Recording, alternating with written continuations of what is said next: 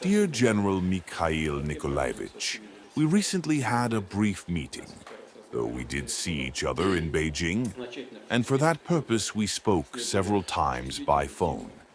I'd like to begin our meeting with the most sensitive topic, the aviation tragedy that occurred in our skies. Even back then, in our first phone conversation, I not only apologized for the fact that the tragedy occurred in Russian skies, but also expressed my sincere condolences to all those who lost their lives. I'd like to reiterate all of this, and say that we are, of course, as agreed, providing every possible assistance to the investigation. The investigation is nearing completion, and now, in general, we need to talk about the causes of this tragedy, this catastrophe. It's connected to several circumstances. The first is that there was a Ukrainian drone in the sky. We were tracking 3 drones that crossed the Russian border on the night of the tragedy. The second reason lies in the technical problems of the Russian air defense system itself. The 2 missiles that were fired did not directly hit the aircraft. If they had, it would have crashed on the spot. Instead, they exploded, perhaps effectively eliminating the aircraft a few meters away, perhaps 10 meters. And so, the damage was primarily caused not by the warheads, but most likely by debris from the missiles themselves.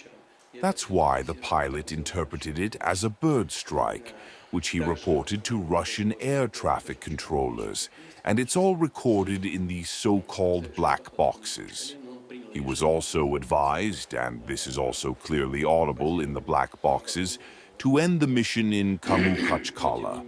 But he decided to return to his home airport and then to Kazakhstan.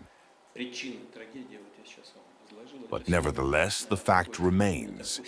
The cause of the tragedy is all in the documents, following a thorough analysis of the technical characteristics of what happened and a second-by-second verification of the results of the so-called black box. We also discussed this topic later. Of course, Russia will do everything required in such tragic cases to provide compensation, and a legal assessment will be made of all officials and their actions. Of course, these words are related to this tragedy, aimed at providing emotional support to the family. In such cases, do not solve the main problem, the failure to bring back the lives of those who perished as a result of the tragedy. But our duty, I repeat, and we agreed on this from the very beginning, is to provide an objective assessment of everything that happened and identify the true causes. This will take some time to finalize. It will probably take some more time. But overall, I've basically outlined to you what I was briefed on just the day before our meeting and the day before yesterday. And frankly, I called Moscow last night and asked if there were any additional details. I've told you practically everything I know. This is the first part. The second. I'd like to point out that, despite this, our interests, our mutual interests in many areas, are very close. And above all, of course, these concerns trade and economic ties. Despite all the nuances associated with the tragedy I just mentioned, and certain issues that arose in connection with it, trade and economic ties have developed and continue to develop successfully. Last year, we grew by about 6%, and this year the trade sector has already increased by over 16%. This is a very good indicator. Thanks to your attention to this issue, our humanitarian ties have always been at a high level. We'll talk more about this now. We are grateful to you for this, and of course, we will do everything we can to maintain this momentum. And of course, the situation in the region and the overall international situation are also important. Our foreign ministries have always worked very closely together. I hope that this cooperation will not only be restored, but will continue in the spirit of our relationship, in the spirit of our alliance. We never forget this. We remember the agreement that was recently signed, and for our part, we will do everything to implement all its key provisions. Thank you.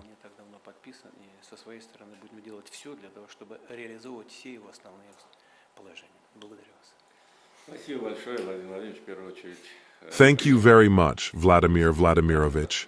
First of all, I'd like to express my gratitude for the meeting. As you noted, we had a brief conversation in Beijing, and just 2 days ago, I called you on your birthday.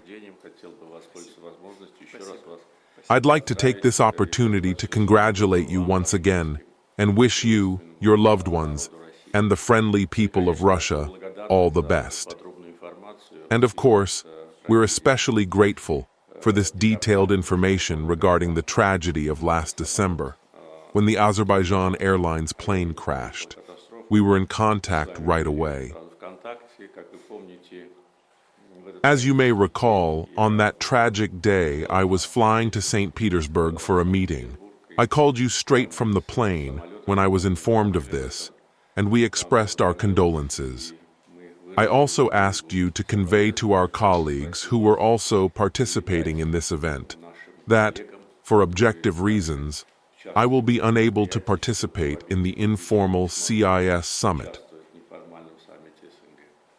I'd also like to thank you for personally overseeing this situation.